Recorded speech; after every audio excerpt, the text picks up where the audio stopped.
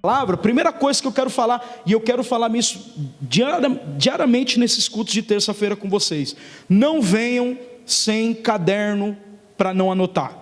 Então, se você pode fazer isso, anota aí no seu celular, anota onde você quiser agora, que a gente vai entrar na palavra e poder contextualizar um pouco melhor isso na Bíblia, tá bom? Amém, gente? Traga um caderno para anotar, anota no seu celular aí, no bloco de nota do seu celular, onde você quiser, tudo que você for ouvir, para depois você estudar, você crescer mais na palavra, ok? Diga para o seu irmão: nós não podemos nos limitar.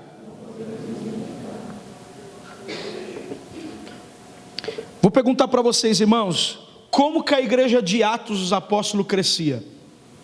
Na palavra, na oração, na comunhão, no partir do pão, na ceia. Tudo isso é doutrina. Se eu negligenciar uma área da minha vida, o meu evangelho está incompleto. Diga comigo: incompleto. Agora eu pergunto para você ser incompleto é legal? Imagine Jesus fazendo pela metade na sua vida. Por exemplo, domingo agora é ceia, culto que você não pode faltar. Por quê, pastor? Porque o culto de ser renovar a tua aliança. Você é a noiva que não vem ver o noivo, e ele vem todo culto. Jesus não falta culto. Quem ouviu o que eu falei? Mas você falta, porque você tem uma vida, você tem filhos, você trabalha, às vezes não está de folga. Eu entendo tudo isso. O que eu estou tentando te dizer? O comprometimento com aquilo que você se diz ser salvo tem que ser completo na sua vida.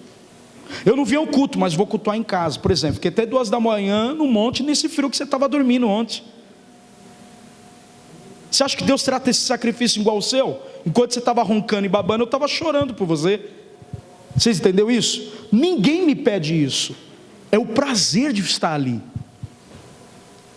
Igreja precisa se despertar para essa realidade. Não estou falando que eu quero ser mais espiritual. Eu estou dizendo que a condição, tendo culto ou não anula o que eu carrego como compromisso espiritual. Amém? Vocês estão aí, gente? Amém. Pode participar, tá? Então hoje, nessa pequena introdução, eu quero falar uma coisa para você. A Bíblia Sagrada é sobre Deus. Grava isso, diga: a Bíblia Sagrada é sobre Deus. Tudo que estudamos em um culto é sobre Deus. Se abriu a Bíblia, é sobre Ele, não é sobre o homem só. A Bíblia Sagrada não é humanista, ela não é antropocêntrica, não é o homem no centro, é Cristo, é Deus no centro. Quando estudamos a palavra em um culto, é sobre Deus, é sobre Ele, é sobre a pessoa dele, é sobre a história do que Ele fez sobre o povo de Israel, sobre o povo hebreu, sobre o povo em Atos dos Apóstolos, sobre todos os povos que é os gentios, através de homens de Deus e de mulheres de Deus, aleluia. Então preste atenção nisso. Quando você abre a Bíblia, é sobre Deus que você vai estudar. Você não vai estudar sobre você. Você não vai mais enxergar a Bíblia Sagrada a partir de você. Você vai enxergar a Bíblia Sagrada a partir de Deus, amém? Grava isso, diga: a Bíblia Sagrada está escrita para mim, que é sobre Deus. Irmão, já pensou se toda essa história que a gente conta no culto, ninguém tivesse o poder, a sabedoria de parar e escrever? Ou seja, foi pessoas que se dedicou tempo pensando numa próxima geração. Você entendeu o que eu falei ou não? Se você vem um culto, isso aqui eu já aprendo uma coisa: tem cultos que Deus não vai fazer financeiramente, materialmente, Ele vai fazer no meu caráter, Ele vai fazer na minha espiritualidade, na minha fé. Então nós precisamos unir duas coisas. Nós temos problemas, mas nós não viemos por causa do problema ao culto. A igreja não é um lugar para eu resolver o meu problema. A igreja é um lugar para eu me tornar família. Então Paulo vai tratar Efésios como essa realidade.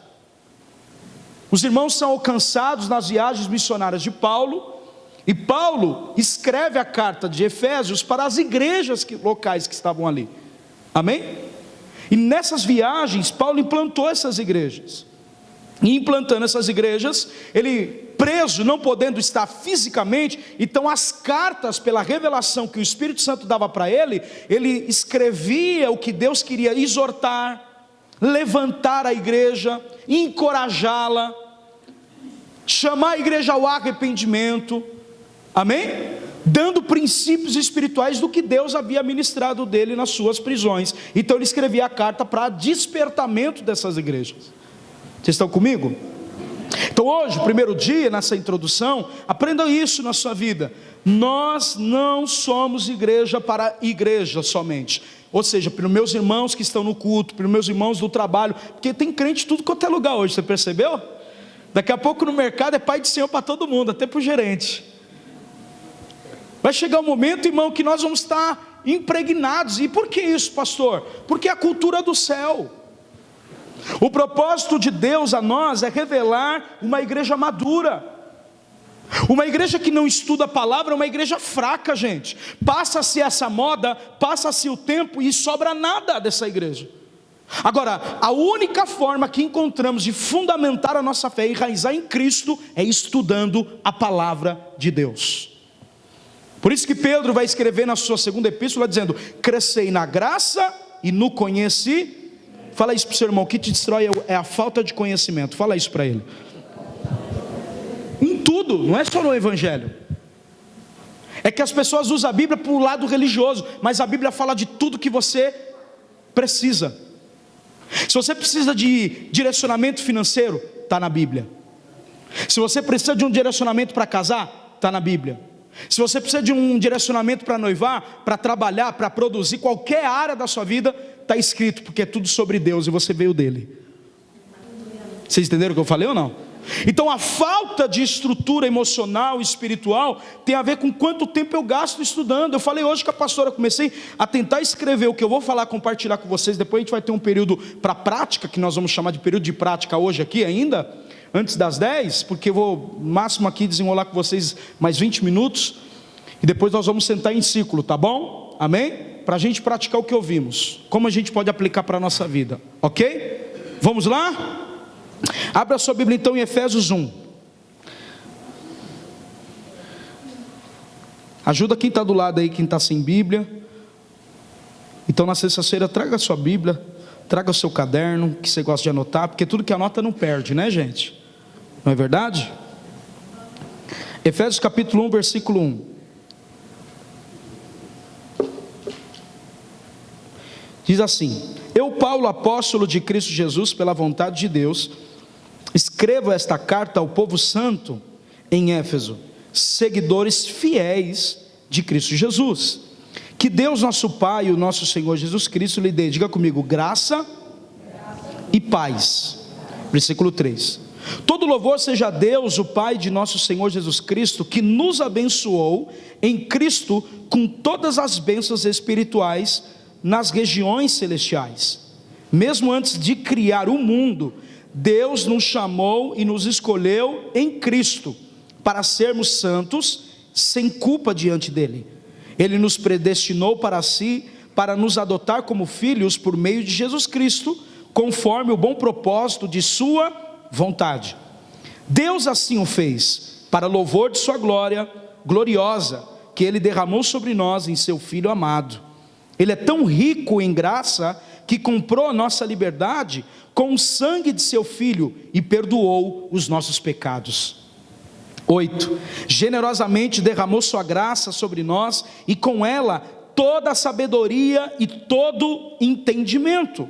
Agora Deus nos revelou sua vontade secreta a respeito de Cristo, isto é, o cumprimento do seu bom propósito. 10. E o plano é este: no devido tempo, ele reunirá sob a autoridade de Cristo tudo que existe nos céus e na terra. Além disso, em Cristo nós nos tornamos herdeiros de Deus, pois ele nos predestinou conforme o seu plano e fez com tudo que ocorra de acordo com a sua vontade. O propósito de Deus era que nós, os primeiros a confiar em Cristo, louvássemos a Deus e lhe dessemos glória ao seu nome. Agora vocês também ouviram a verdade, as boas novas da salvação. Quando creram em Cristo, ele colocou sobre vocês o selo do Espírito Santo que habita e que foi prometido. 14, encerramos. O Espírito é a garantia da nossa herança, até o dia que Deus nos resgatará com sua propriedade para louvor de sua glória. Amém, gente? Introdução. Apóstolo Paulo, ele começa dizendo que ele era um apóstolo segundo a vontade de Deus. Nada do que está escrito na Bíblia está jogado assim como palavra, sabe? Do nosso dia a dia. Tudo que está escrito tem um princípio por detrás. Quando Paulo diz assim, introduzindo: eu, apóstolo Paulo, fui chamado segundo a vontade de Deus para ser esse apóstolo, ele escreve essa carta aos irmãos de Efésios, como eu estava dizendo. Escrevendo a carta, ele chama, os teólogos dizem que chama carta sicular. Por quê? Mandando para a principal cidade onde havia a igreja, as outras igrejas receberiam o mesmo ensinamento. E por isso que era chamado carta sicular.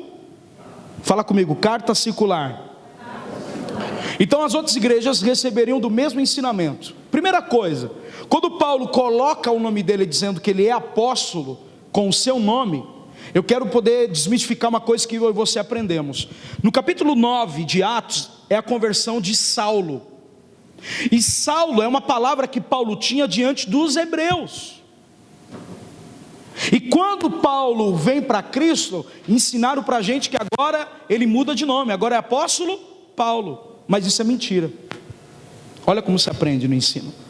Vou te falar uma coisa: o apóstolo Paulo não muda de nome. Quando ele está diante dos hebreus, o nome dado ali é como Saul. A palavra Saulo tem a ver com Saul, o rei Saul. Então a forma dos hebreus chamar Paulo era Saulo mesmo. Mas diante dos gregos, que era também a origem de Paulo, ele recebe o nome de Paulo como o nome de Tiago, no inglês, que é James. Quem entendeu, diga amém. Tiago é o nome normal que a gente conhece, mas nos Estados Unidos é James. Então Paulo, diante dos hebreus, o nome dele era Saulo, mas diante dos gregos, daqueles que tinham a língua latina dele, vamos dizer assim, ele era Paulo. Diga comigo, ele era Paulo.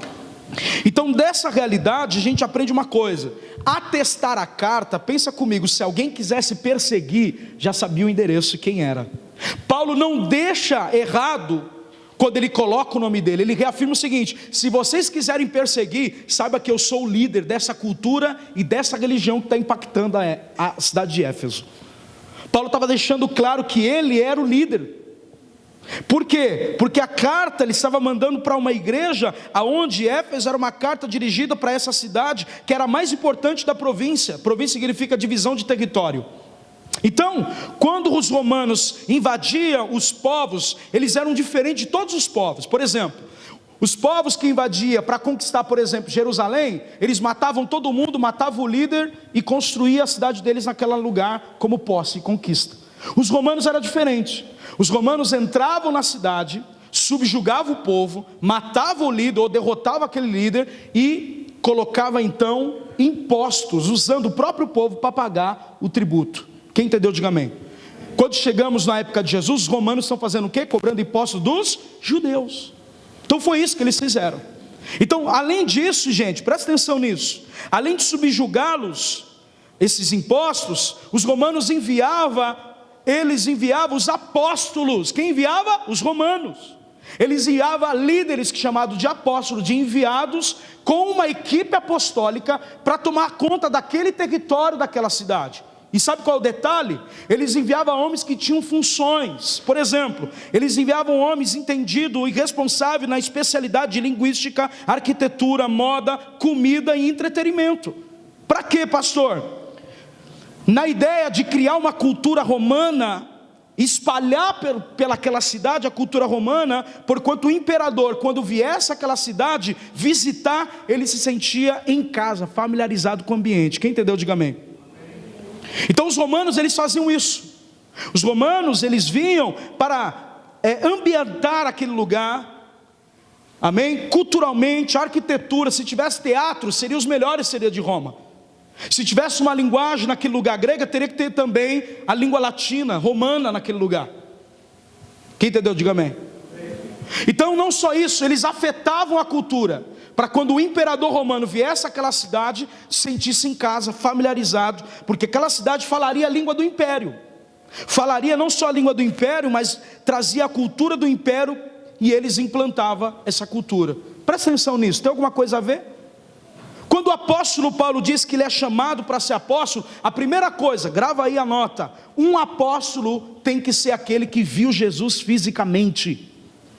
Esse é o primeiro ponto. Então quando ele fala que ele é apóstolo, é porque ele viu Jesus fisicamente.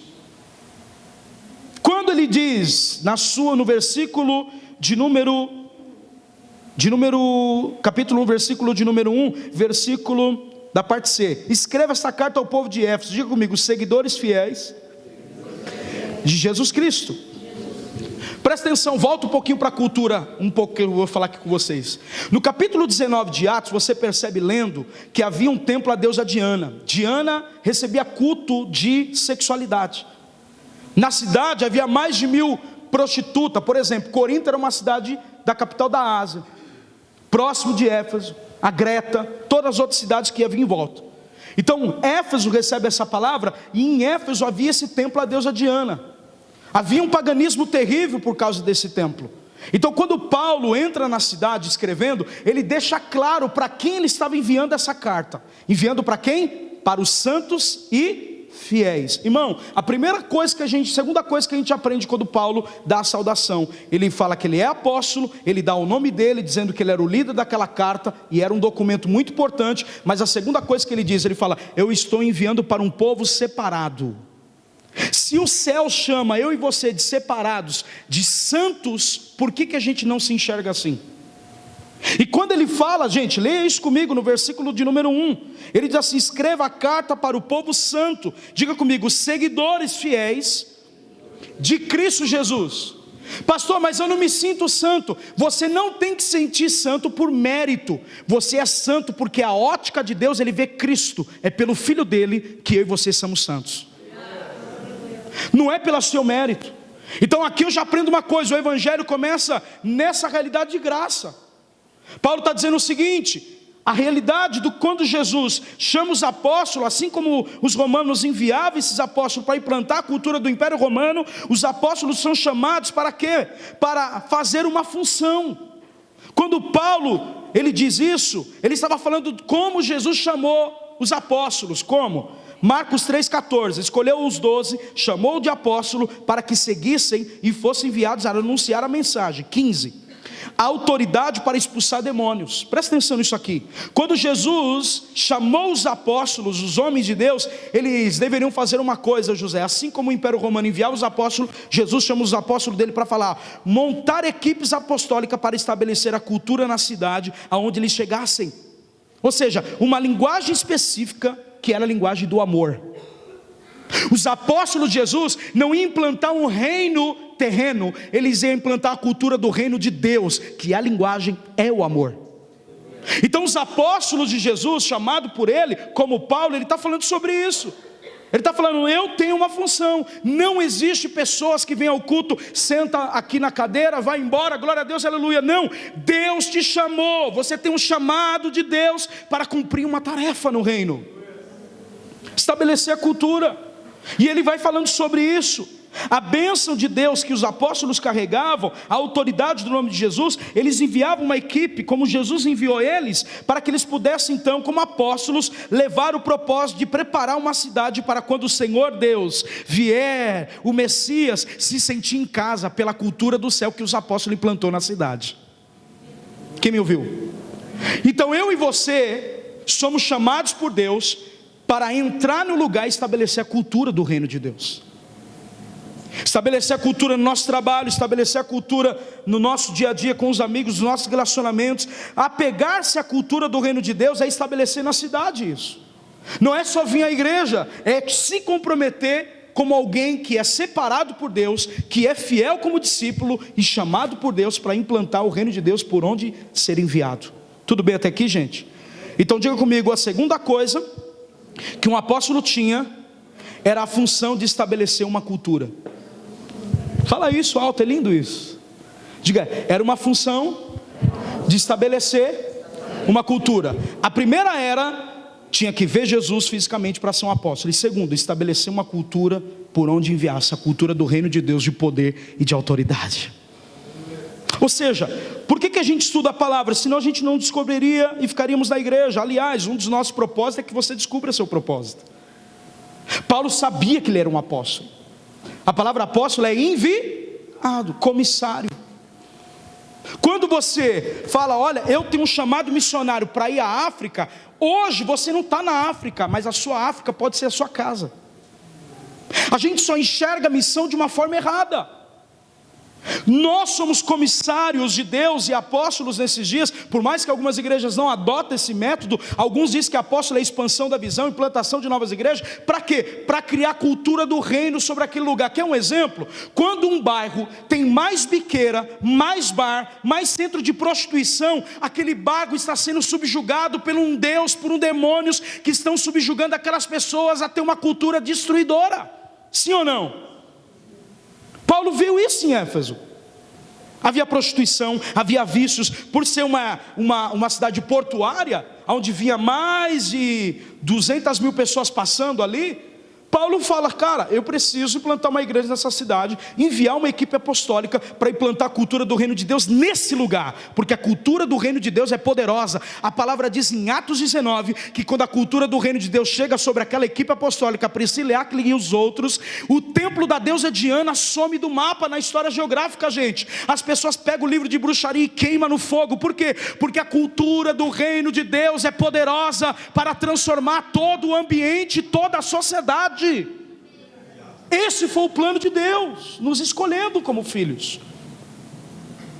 O plano de Deus não é você vir pegar sua bênção. O plano de Deus não é carro, não é dinheiro. O plano de Deus é estabelecer a cultura do reino de Deus, salvando as pessoas. Isso é ser uma igreja séria, gente. Vocês vão aprender muito, amém? Você está comigo aí na palavra? Paulo escreve isso.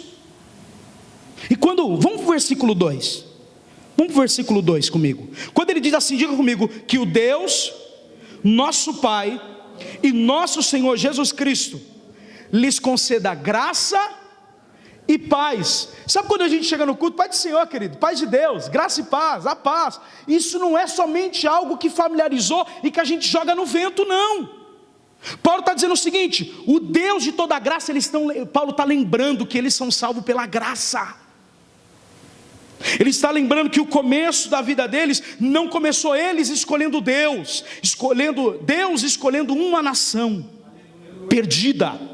Se eu e você, olha para mim, não souber a condição de pecadores que nós somos, nós vamos entrar na igreja com a mentalidade dizendo que é mérito, Deus tem que me abençoar, Deus tem que abrir porta. Não, é graça. Ele abre porta porque te ama, Ele te salvou, Ele resgatou você do seu pecado e Ele quer restaurar toda a sua casa.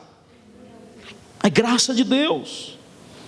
O evangelho começa pela graça e vai terminar com a paz. Não vai haver dor, não vai haver choro, não vai haver lágrimas. O Deus de paz esmagará Satanás debaixo dos seus pés. Você entendeu isso? Não está jogado assim, Pai do Senhor, graça e paz. Não, querido, isso revela a nossa identidade de filhos de Deus. Uma coisa que eu estudei, querido, estudei a palavra, não só hoje. A gente domina o que está falando para você. Quando você lê Efésios, Gálatas, olha no nosso canal, para não sair falando besteira. Está lá, está gravado, a gente está registrando para isso. Para que você aprenda a olhar a palavra de Deus como Deus ministrando a você, e não você Deus. Quer um exemplo? Você nunca mais vai interpretar que você é o Davi. Você nunca mais vai interpretar o seu Golias como uma porta de emprego que não abre, por exemplo. A gente interpreta errado. A gente deveria pensar assim, presta atenção. Golias é o pecado que eu não consigo vencer. E Davi é alguém que enfrentou esse cara, que é o pecado. Quem é esse cara? Jesus, o filho de Davi. Eu não conseguiria vencer esse gigante, eu não conseguiria passar por essa dificuldade, mas o Filho de Deus, que se fez homem, habitou entre nós, venceu Golias para mim, e nele eu posso governar novamente com a mesma autoridade que Davi tinha, através de Jesus. Vocês estão comigo, gente? Quando Paulo começa no versículo 3, olha para mim no versículo 3, pulem. Todo louvor seja a Deus para o nosso Senhor Jesus Cristo, que nos abençoou em Cristo com todas as bênçãos espirituais e domínio celeste. Paulo começa com louvor. Paulo começa com um coração grato. Paulo começa, sobretudo, falar que os cristãos, Paulo começa a dizer que eles foram escolhidos, louvando a Deus por isso. As bênçãos, sobretudo, são espirituais. Deus não nos promete saúde, ainda que precisamos. Deus não nos promete riqueza, Deus não nos promete prosperidade, mas Deus nos promete no Novo Testamento a expressão que já fomos abençoados. Ou seja, eu não venho para o culto para ser abençoado, eu já sou. No versículo 3 ainda, presta atenção nisso, gente. Ele diz: o Senhor Jesus nos abençoou. Quem nos abençoou? Por causa da sua morte.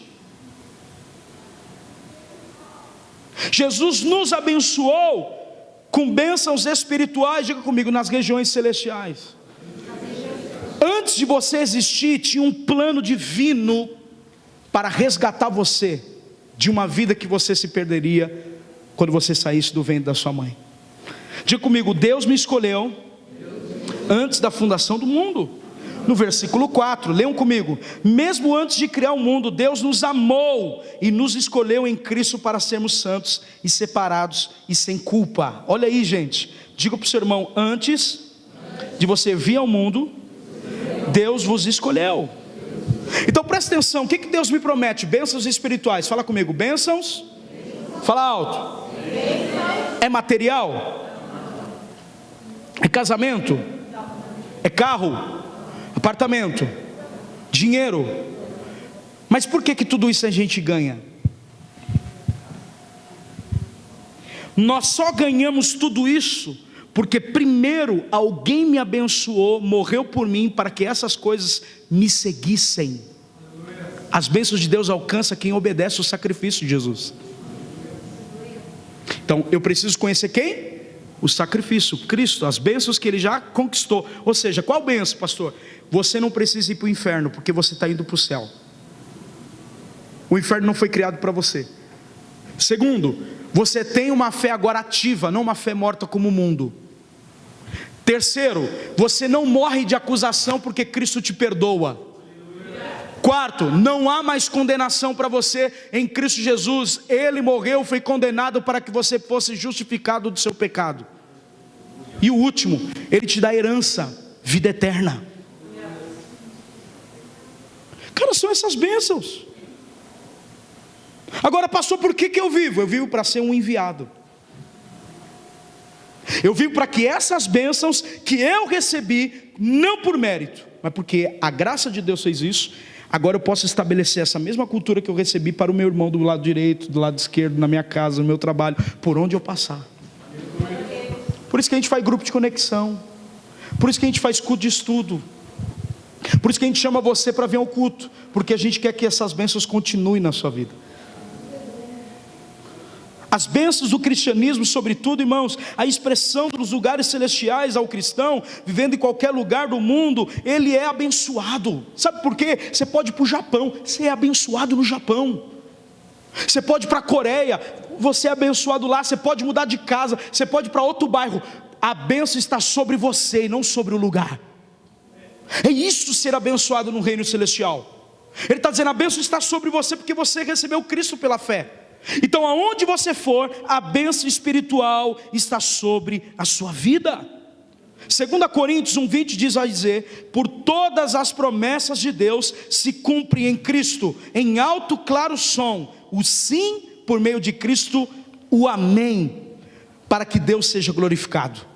Sabe o que ele está dizendo? Todas as promessas que Ele te fez se cumprem em Cristo. Tudo que você precisa tem uma autenticação dizendo assim: eu vou te dar. Tudo que você precisa já existe nele. Amém, gente?